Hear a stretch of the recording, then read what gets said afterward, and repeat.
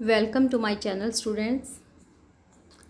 And before reading the third part of the chapter, I want to request you to subscribe my channel if you are new on my channel, and like the video if you understand the concept.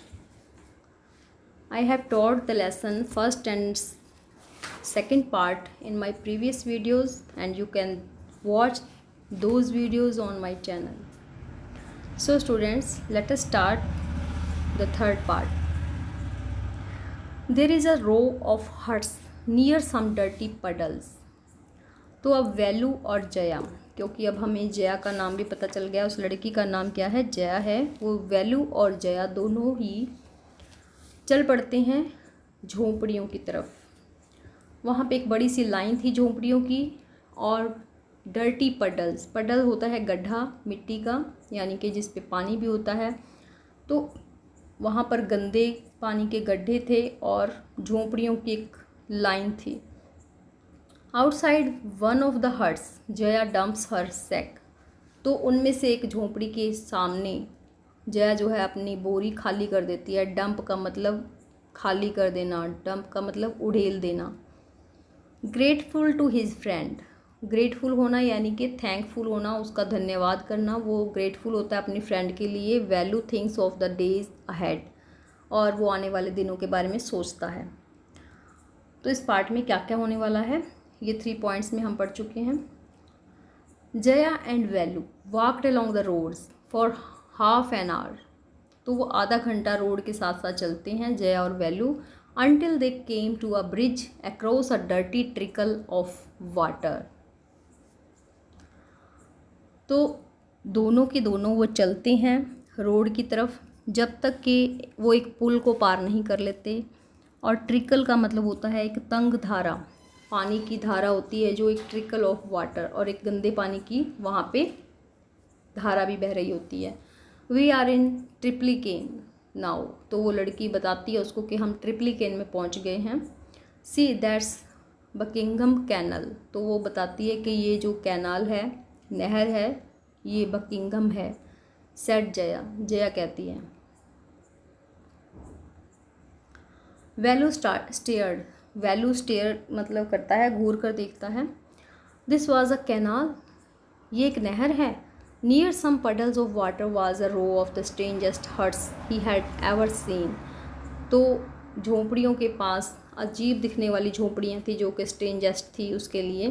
तो उनके पास गंदे पानी के गड्ढे थे और उनकी line थी एक, जो कि उसने पहले कभी नहीं देखी थी। They were built out of the all sort of things, metal sheets, tyres, bricks, wood and plastic. तो वो हट जो है वो उसके लिए स्ट्रेंज थी, ऐसी उसने पहले कभी नहीं देखी थी, क्योंकि गांव में ऐसी झोंपड़ियाँ नहीं होती। तो ये किस चीज़ की बनी हुई थी, मेटल शीट की, टायर लगे हुए थे वहाँ पे, ब्रिक्स, कहीं कहीं ईंटें भी थी, लकड़ी भी थी, प्लास्टिक भी थी, यानी कि सभी चीज़ों से मिलकर वो हट बनाई हुई थी। They stood crookedly and looked at if they would fall any moment, ये जो झोंपड़ियाँ थी वो क्रूकडली का मतलब होता है टेढ़ी, टेढ़ी मेढ़ी खड़ी थी, और ऐसा लगता था उनको देखकर जैसे अभी गिर पाए, यो अभी गिर पड़ेंगी। Is this where you live, क्या तुम यहाँ रहती हो। दीज हाउसेज आर स्ट्रेंज, ये घर बड़े अजीब हैं। सैड वैल्यू, वैल्यू कहता है। In our village the houses are made of mud and palm leaves, वो बताता है कि हमारे गांव में जो घर हैं वो मिट्टी के बने होते हैं और पाम लीव्स के, खजूर के पत्तों के बने होते हैं। Jaya went around to one of the huts and dumped her sack outside, then she picked up an empty one, जो जया होती है वो अपनी खाली कर देती है बोरी झोंपड़ी के सामने, और एक खाली बोरी से दोबारा उठा लेती है। लेट्स गो, चलो चलते हैं। शी टर्न्ड टू वैल्यू, वो वैल्यू की तरफ मुड़ती है, and gave him a show, और उसको एक धक्का देती है। शो का मतलब धक्का देना। She threw him a pair of old shoes,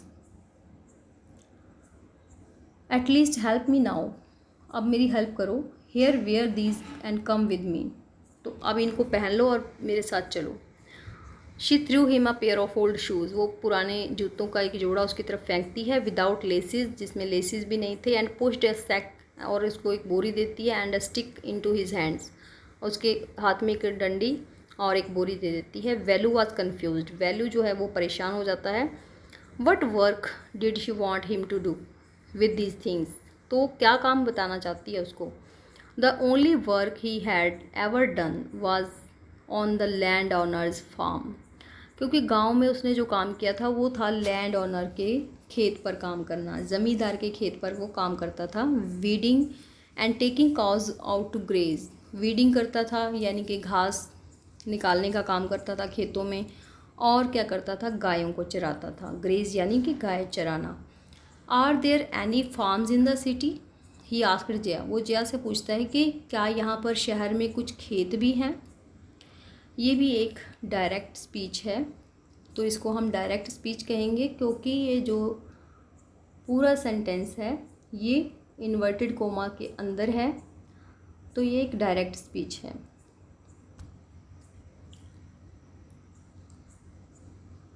ये देखिए, ये भी आपकी बुक में, अगर आपके पास बुक है तो इसको देख सकते हो आप ध्यान से।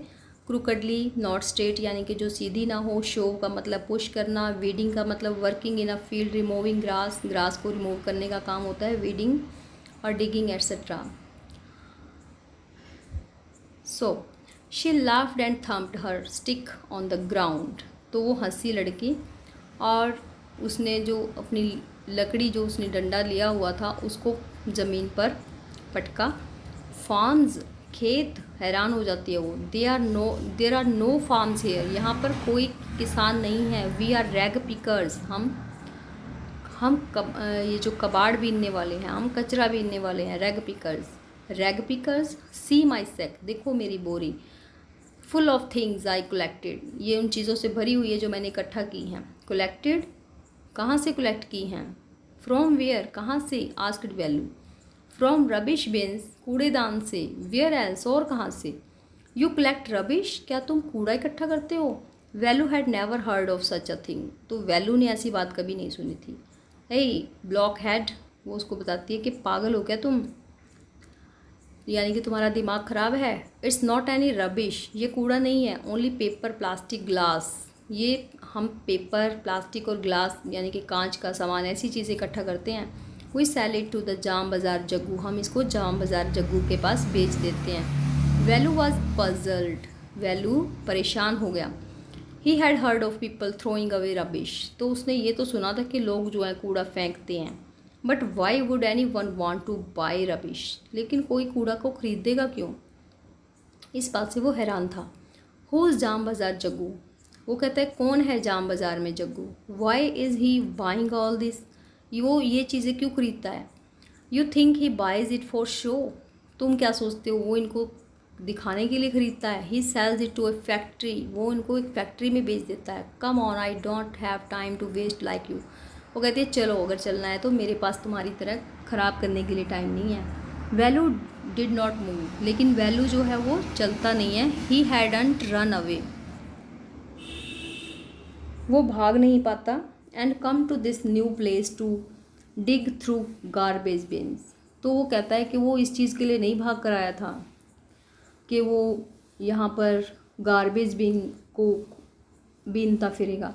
Jaya poked at him with her stick, poked का मतलब भी होता है धक्का, उसने उसके स्टिक, अपनी स्टिक के साथ उसको एक धक्का दिया। लुक हियर, यहाँ देखो। शी शाउटेड, वो चिल्लाई। If someone gets there before us we don't get anything, if someone gets there before us we don't get anything, वो कहती है अगर तुम यहीं खड़े रहोगे तो कोई और ले जाएगा ये सारी चीज़ें और हमें कुछ नहीं मिलेगा। डोंट जस्ट स्टैंड देयर, यहाँ पर मत खड़े रहो। पोजिंग, पोज बनाकर। बिग हीरो की तरह पोज बनाकर यहाँ खड़े हो। I am trying to help you, मैं तुम्हारी हेल्प करना चाहती हूँ। Who filled your stomach today, आज तुम्हारा पेट किसने भरा। वो फिर से वही बात दोहराती है अपनी। Value scratched his head and side, scratch का मतलब खुजलाना, उसने अपना सिर खुजलाया और आह भरी उसने। I will do it for now, कहता है हाँ मैं यही करूँगा अभी के लिए। ही थॉट, उसने सोचा। Until I find a better job, जब तक मुझे कोई अच्छा काम नहीं मिल जाता। So students, Geeta Wolf, Anushka, Ravishankar, Arijit Singh, from trash on rag picker children and recycling. तो इस पर ये स्टोरी लिखी गई है रैग पिकर्स के ऊपर। तो इसमें आपको स्टूडेंट्स बताया गया है कि जो बच्चे घर से भाग जाते हैं और तो उनको क्या क्या काम करना पड़ता है। वो ना स्कूल जा पाते हैं और ना खेल पाते हैं, उनका बचपन जो है वो काम में ही खो जाता है। चिल्ड्रन एट वर्क, इसीलिए हमारे गवर्नमेंट ने रूल बनाया हुआ है कि 6 से 14 वर्ष के बच्चों को स्कूल में होना चाहिए, उनको ओनली एजुकेशन ही लेनी चाहिए और उनसे काम करवाना जो है गैर कानूनी है। लेकिन जो गरीबी है उस मजबूरी के कारण कई बच्चों को ये काम करना पड़ता है। तो बच्चों, सबसे अच्छी बात आपके लिए भी यही है कि आप पढ़ें और पढ़कर ही हम इन समस्याओं से निजात पा सकते हैं। So students, we have completed our lesson, the 3 parts we have completed and I hope आपको समझ में आ गया होगा लेसन अच्छे से। और अगर आपको अच्छे से समझ आया है लेसन, आपको मेरा वीडियो अच्छा लगा, आपको रीडिंग समझ में आई, तो आप प्लीज़ मेरा चैनल सब्सक्राइब करें और लाइक का बटन भी दबा दें ताकि मुझे मोटिवेशन मिले और मैं आपके लिए और अच्छे से वीडियो बना सकूं। Thanks for watching students.